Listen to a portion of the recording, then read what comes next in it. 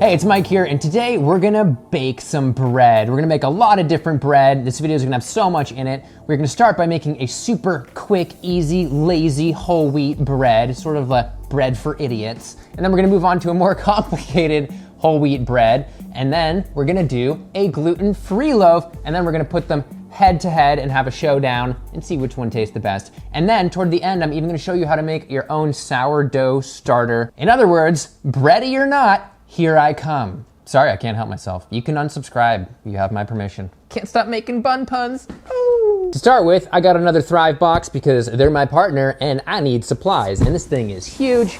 I'm 6 feet tall, over 6 feet, and so is this box, I guess if it's on the table. So let's open it. Can I open it with the rolling pin? Of course. Boom.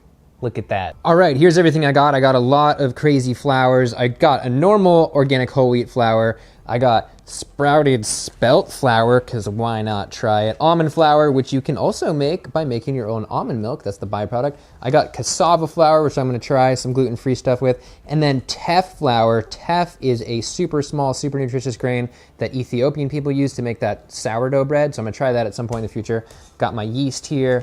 And now I'm down here in the brush with all the extra stuff that I don't necessarily need for baking, just for survival. Goji berries, everyone needs those to survive. I also got a bunch of garden stuff. I got a bunch of seeds, some lettucey things, so I can just keep growing those. And because I know not everybody has a place to grow, I got this little window garden kit. Pretty cool.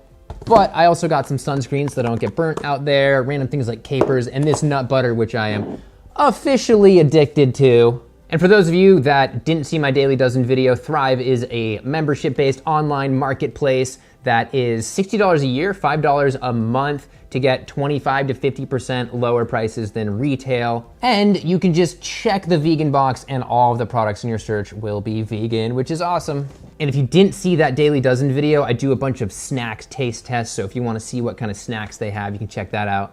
And if you want the first month free and 25% off your first order, you can click my magical link in the description below. There's no other way, it's my link. Okay, good talk. Now another thing I've got for you guys, I am currently brewing sourdough starters.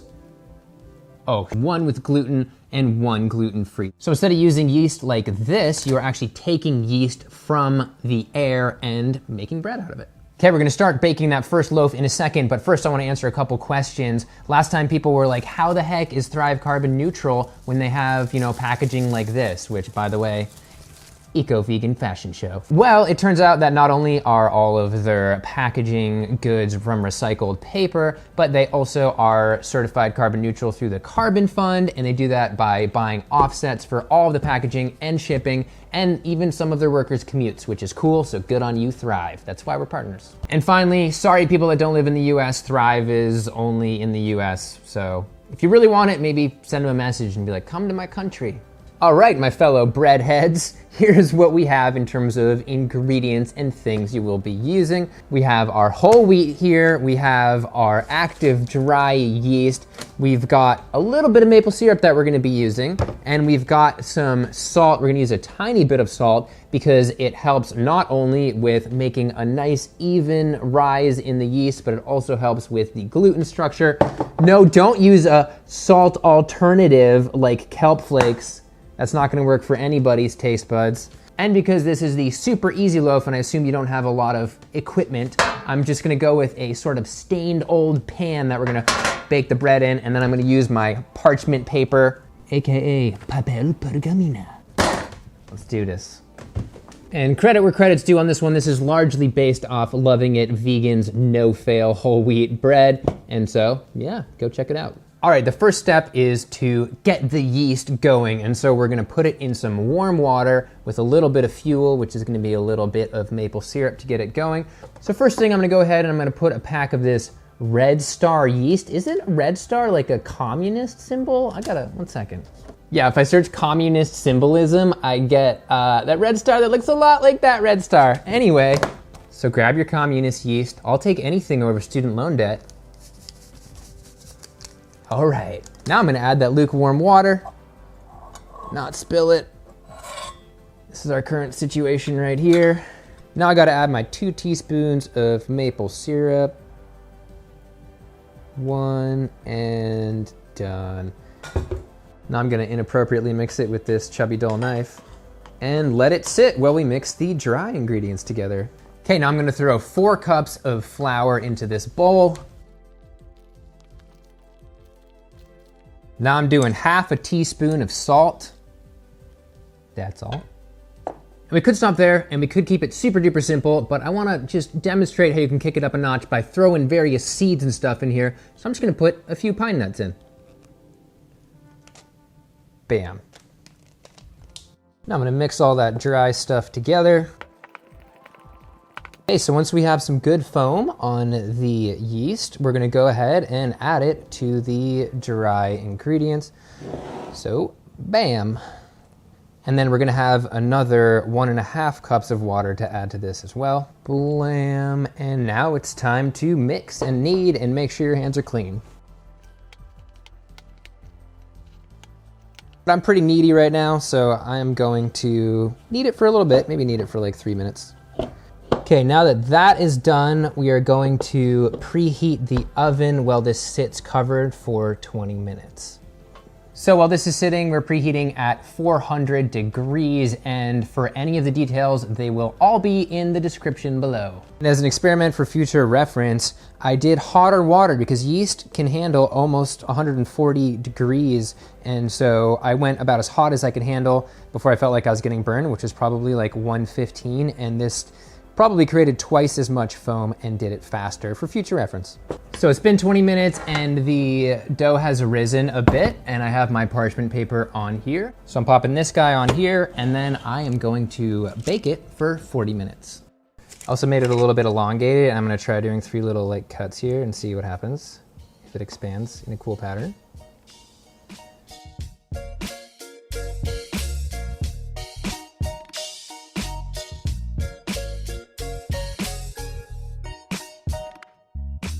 How chubby this guy is. He's so chubby and tall. Look, he even got like on that side he even did like a mushroom splitty thing. All right, I'm here for another taste test with Lindy, and she is gonna try bread 1 of 3. Oh wow, that looks really nice. Oh, you think it looks good, huh? Yeah. It smells good too, huh? No, it smells really good in here. Wish you guys had smell-o-vision. Smell-o-vision. Wait, what are these little things in here? Oh, pine nuts. Oh. Yeah. What? Oh, it's You got steaming. fancy. Yeah, look at that. Oh my gosh.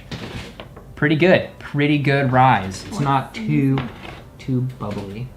Wanna try it? Oh my god, it smells so good. It's kind of like steaming. I don't know if you can see on camera. I feel like I'm gonna burn my tongue. Let us know down below what you burned your tongue on. It's good. It's definitely got like a neutral but good flavor. That's nice. I mean, like, it's bare ground for planting an amazing garden of flavors. No, it's not bad. Not bad at all. Not bad. Ugh. No, I just mean like, this would taste awesome with anything. You could put savory stuff, you could put sweet stuff. The crust is really good. Crunchy. So tomorrow I'm gonna bake 2 more loaves, and then I'm gonna put them to the test with Lindy's palate, and we'll see which is the best. So maybe we didn't seem super excited about the bread when we were eating it, but this is it a few minutes later. All right, I'm back at it for another day of bread baking, and we're gonna do loaf number 2, which is gonna be our super fancy bread with sourdough starter, and I'm also gonna throw a lot of other stuff in it just to be extra. I'm gonna do the same whole wheat stuff, but I've got my sourdough starter here, and I'm gonna show you how to make those at the very end. Also, I put the bowl on the Instant Pot, and now it looks like R2-D2's cousin, Instant Pot 2D2. But I'm gonna go buck wild with this here. I'm actually gonna put some goji berries in it because why not? Gonna be next level here. I'm gonna do walnuts on the inside. I'm gonna do fennel on the inside. I'm gonna do poppy seeds on the top so it's fancy. This is unrefined heroin. And I'm gonna do oats on the bottom so it's got a fancy bottom. So, you know, a lot of people would say maybe don't mix all these things together. I'm gonna go ahead and do it. Okay, now we're basically just mixing everything that's gonna be in the bread together. I'm gonna do it a bit unconventionally and actually start by putting the water in and then the sourdough and the gojis and just get everything going and mixed together. And then I'm gonna throw in all of our dry ingredients. So I've got 1.5 cups of my warm water here, not hot, but warm. And I'm gonna go ahead and pour that in. And then I'm going to sort of mix all the bubbles out of this. Not that it really matters, but I'm gonna get rid of some of that CO2, and we're trying to add 1 cup of this starter, so hopefully I have a full cup here.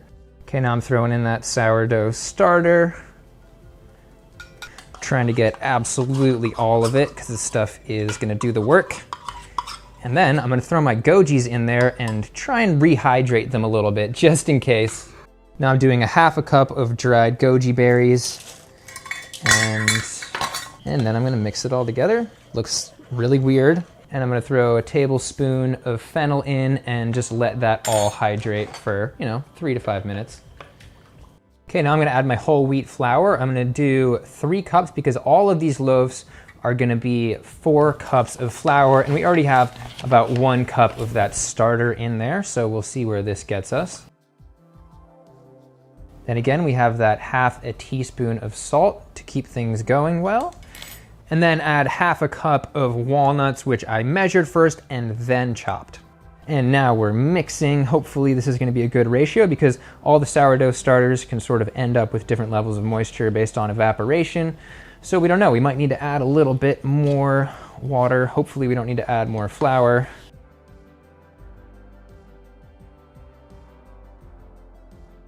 It's looking pretty good. I'm gonna add another 1/4 cup of flour because I think that cup of sourdough had less than a cup of flour in it.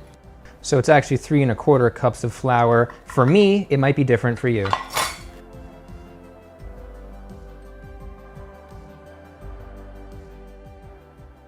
Okay, so now I'm gonna cover it and let it sort of get started for 20 minutes, and then I'm gonna knead it again and let it rest for another hour, actually. Again, it's fancy bread. Okay, now I'm gonna knead this for a little bit, and then I'm going to set it aside for a last hour, and then it's ready to bake. And the goji berries have actually changed the whole color of this loaf, so we'll see. And at some point while your bread is rising, you're gonna wanna preheat the oven maybe 20 minutes before it's done. And this time we're gonna do 375 because I'm gonna be cooking this loaf and the next gluten-free loaf at the same time. And from what I've read, the gluten-free loaves seem to do better at a slightly lower temperature, so go ahead and preheat. All right, here is the current situation for our fancy loaf. I'm hoping that the sourdough does as good as the active yeast for rising, but I don't really know what's gonna happen. So fancy step number 1, I'm gonna put some oats on the top, which is going to be the bottom. I'm gonna kinda try and just like plop them on there. Hopefully they'll stick. And then, oh no, they're sticking to the top. Okay, so. This stuck a little bit better to the moist side, which is supposed to be the top. Oh well, now I'm going to give it a try with these guys, these poppy seeds, because I love poppy seeds. A lot of people don't like them, but I do.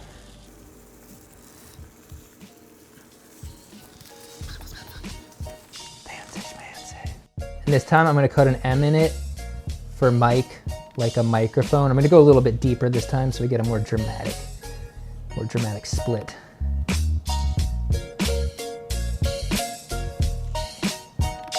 Okay, now that guy is ready to be put in the oven for about 40 minutes.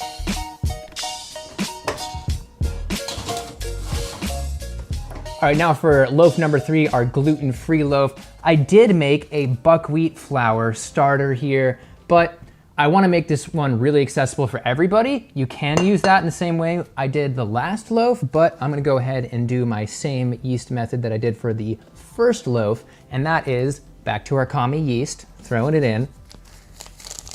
And then I've got that 1/2 cup of pretty warm water, warmer than lukewarm. And then I am doing 2 teaspoons of maple syrup again. And then mix and wait 5 to 10 minutes. Now while that yeast is waking up, we're gonna go ahead and make 2 flax eggs because a gluten-free bread loaf of this size might have 2 eggs to help replace that gluten. And we're gonna go ahead and do that with 2 tablespoons of flax. So it's 1 tablespoon per flax egg, and then each egg is 2.5 tablespoons of water. So that's 5 tablespoons of water total. And so I'm gonna do 2, there's 1. 2, and all 5 of the tablespoons of water are here. And then I'm just gonna go ahead and mix that and let it sit. And keep in mind, you have to have ground flax and make sure to refrigerate it so it doesn't go rancid. So hopefully that will gel up a little bit in the next 5 to 10 minutes. Okay, now while these 2 concoctions are brewing, I'm gonna go ahead and mix all the dry ingredients, and I'm doing a little bit of a risky experimental thing here. I'm gonna do 2 cups of cassava flour, 1 cup of almond, and 1 cup of buckwheat. Buckwheat's a little bit rougher, and a lot of times people just make it with brown rice flour, which is probably what you want to replace this with if you want to go low risk, but we're going to see how this works. We're going to see if it rises. Okay, so we're doing the 2 cups of the cassava flour, which is also yucca flour. Tapioca is made from this, but tapioca, I read, is just the starch from this. So there's 2 of that. 1 cup of buckwheat, which you can see is more coarse and dark, kind of more like whole wheat. And finally, 1 cup of almond flour, which is a little bunchy, it's a little crummy, but hopefully it'll mix in smoothly. Now for that 1/2 teaspoon of salt that I've been putting in every loaf, and it's time to mix it up. And I'm gonna mix together all those dry ingredients. It's creating like a dust cloud. Now it's time to add the watery ingredients. Look at how much foam is on that. Go ahead and pop it in. Flax eggs are doing pretty good. They're getting pretty gooey. So I'm gonna go ahead and throw those in too. And I almost forgot to add the xanthan gum I picked up at the store. You can also use arrowroot powder. And I'm gonna do 1 teaspoon of this.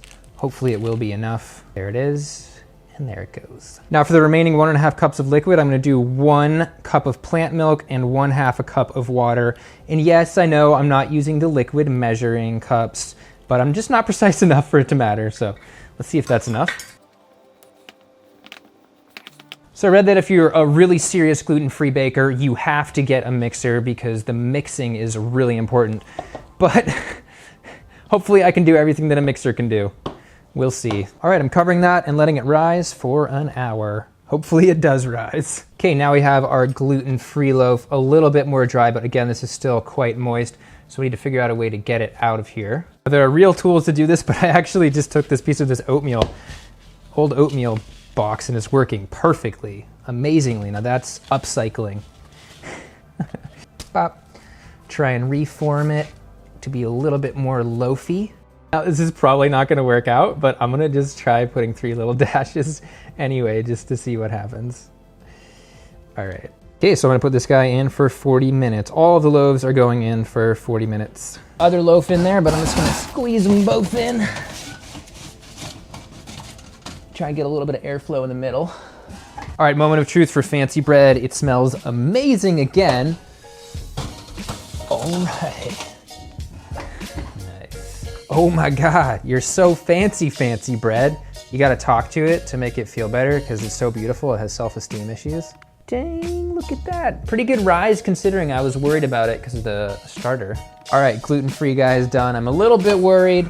Looks a little, well, looks a little cracky. Not too bad though. We'll see. We'll see. We'll cracked out. So we're looking pretty good here. We're really gonna have to cut it open to see how it turned out. I have a feeling there's not gonna be a lot of bubbles inside. It's gonna be a pretty hearty bread, but it's still got a little bit of give to it. So we'll see in a second. Okay, I got Lindy back again for taste test number 2. Hello. And we're gonna go and try fancy bread. This smells so amazing. The goji berries have like caramelized and it's incredible. I've never seen people put gojis in before. I thought that was raisins actually. Oh yeah? Well, I guess it's not that crazy. People put raisins in.